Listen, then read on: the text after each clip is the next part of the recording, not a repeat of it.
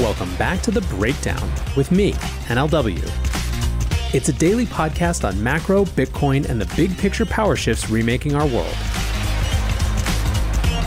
The Breakdown is sponsored by NYDIG and produced and distributed by CoinDesk. What's going on, guys? It is Saturday, July 17th, and that means it's time for the weekly recap. I want to use this recap to catch back up on a few stories I've been following over the past few weeks. And the first is the rising regulatory scrutiny around Binance. The last few weeks have seen a serious pan-global turn against the company. At least that's what it feels like to the outside observer. Thailand's SEC issued a criminal complaint against Binance for operating without a license.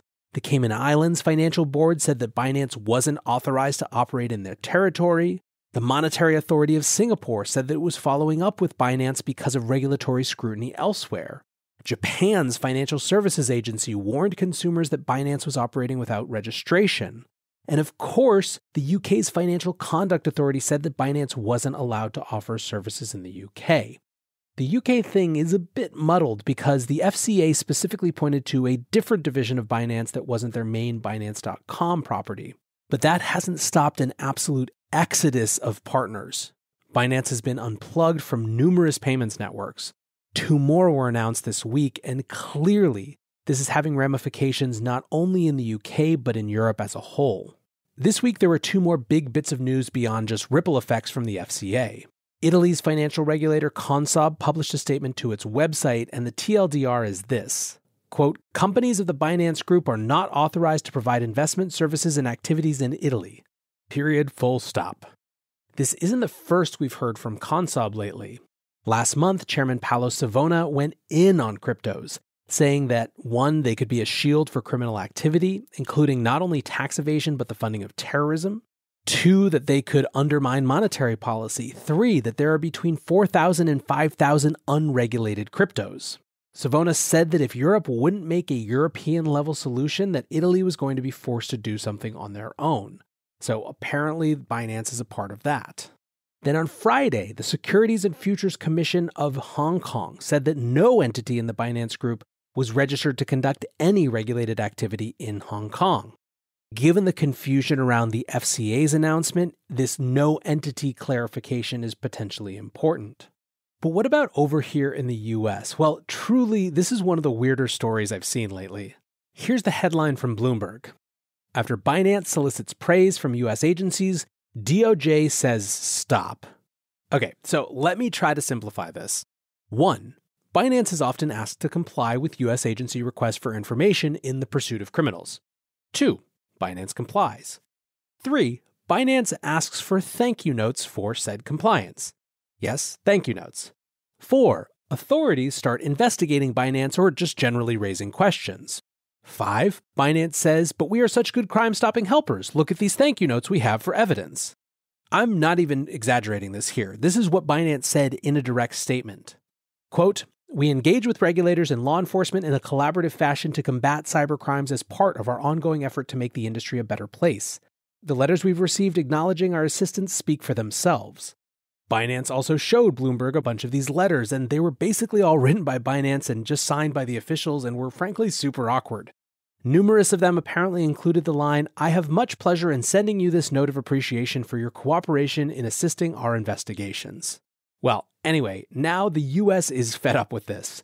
Earlier this month, the US Justice Department sent an email to the FBI, to the Secret Service, to the IRS, and more, demanding that their agents stop signing these letters. There is a lot of heat coming at Binance. I completely acknowledge this, but still, it is absurd to me that they seem to think that holding up a bunch of thank you notes is actually going to get them less scrutiny.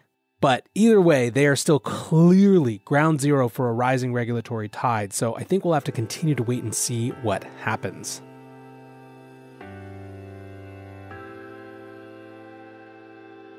The Breakdown is sponsored by NYDIG, the institutional-grade platform for Bitcoin. As longtime listeners know, NYDIG is a major force in the Bitcoin space, and they're now making it possible for thousands of banks who have trusted relationships with hundreds of millions of customers to offer Bitcoin.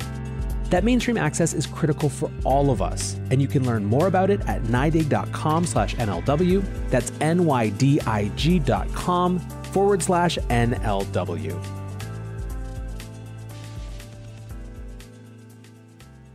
Next up, let's discuss the much-anticipated crypto legislation from Paraguay. A leaked draft was obtained by Decrypt this week, and their headline pretty much sums it up. Quote, "Leaked draft shows what's inside Paraguay's proposed Bitcoin law. It's nothing like El Salvador's Bitcoin law." So what does this law actually do? Well, 1, it would require registration of cryptos with the Undersecretariat of State Taxation. 2, it would regulate mining, trading, and peer-to-peer marketplaces, forcing the actors in those ecosystems to register. 3, if you're waiting for the good thing, well, then you're going to keep waiting. This bill has had a really weird provenance. Lawmaker Carlos Reala jumped on the laser-eyed train, but his initial drafts weren't well received. One person who had early access said, quote, "I found that 90% of the bill was a literal transcription of 2 previous unsuccessful bills, one from the Argentinian Congress and the other from the Colombian Congress. In addition, it had excerpts from a Venezuelan blog and others from a not-so-popular antivirus software site. Those were the last places an informed person would turn to for a project on such an important topic." Another person, an open-source software activist named Luis Benitez, called the law, quote, "one of the most regrettable documents I saw drafted on technology issues in the last 10 years. Now, the bill did get something of a new life when Senator Silva Facchetti got involved. Facchetti is a leader in one of the country's main opposition parties versus Reala, whose party only holds 2 seats. But still, the law has been criticized in both substance and in process. Juan Pesanali, an expert who Decrypt calls an architect and tech enthusiast, said, quote, "The draft Bitcoin law in Paraguay does not encourage innovation, does not establish incentives, and does not generate economic development opportunities for society. On the contrary, it creates obstacles and disadvantages for some and benefits for others." So, out of all of this, what is the actual upside of this law? It seems to be that crypto-related companies would at least be formalized, and so they could work with the banking sector, but we're still dealing with leaked documents and opaque processes and random experts, so I don't want to judge too harshly yet. However, for those hoping that this would be another El Salvador, it's pretty clear it won't be anything like that. Next, another theme I explored a couple days ago was BlackRock's argument that no one is asking about Bitcoin and crypto. Was it, I wondered then, an indicator that institutional interest was on a downswing? Well, if so, here's one counterpoint.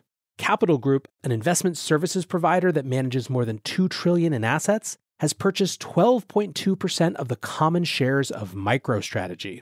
The disclosure happened on July 9th, and the purchases seem to have been mostly made in June. This makes Capital Group the 3rd biggest shareholder in MSTR. No one who sees this has any doubts about what's going on. Bloomberg writes, quote, "The move is likely a bet on appreciation of the world's biggest cryptocurrency, Bitcoin." So clearly, at least from this, there is still some institutional interest showing up. By the way, I said that this made Capital Group MicroStrategy's 3rd biggest shareholder.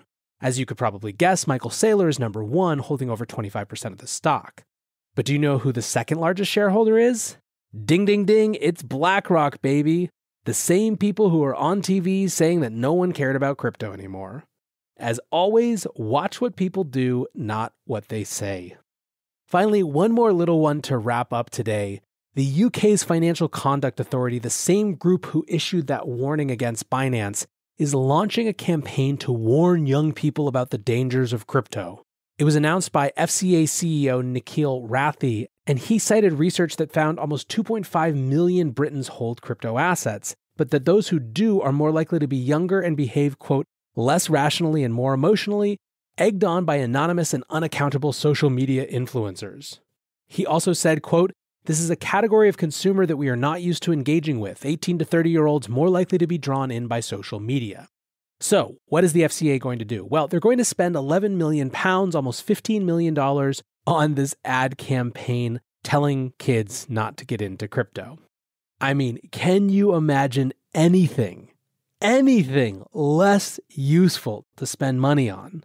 I'm having flashbacks to every PSA from the 80s and 90s about sex and drugs, whose primary impact was to make all of us want to do more drugs and have more sex, if only out of sheer spite for these absurdly patronizing ads.